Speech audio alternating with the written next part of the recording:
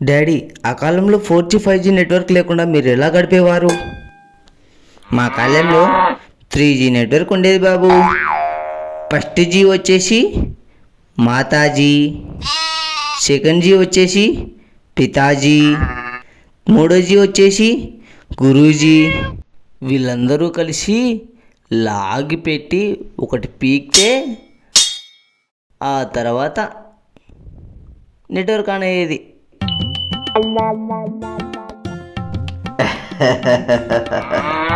ఏం బాబు, ఏం చేస్తున్నావు? నేను అంకుల్ బాగానే ఉన్నా అంకుల్.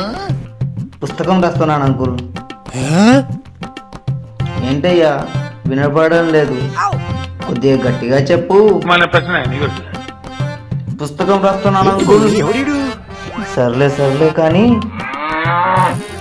ఏం పుస్తకం రాస్తున్నావు? నేనా అంకుల్, నా సావు నేను చేస్తాను నీకెందుకు అనే పుస్తకం రాస్తున్నా. అయితే చచ్చిపో. ఒరే నీ అప్ప, ఎప్పుడు నీలాంటి వాళ్ళు సతాయిస్తున్నారని చెప్పి వెంటనే గన్ను పెట్టుకొని తిరుగుతున్నా. మోకాల మీద కూర్చొని సారీ చెప్పు.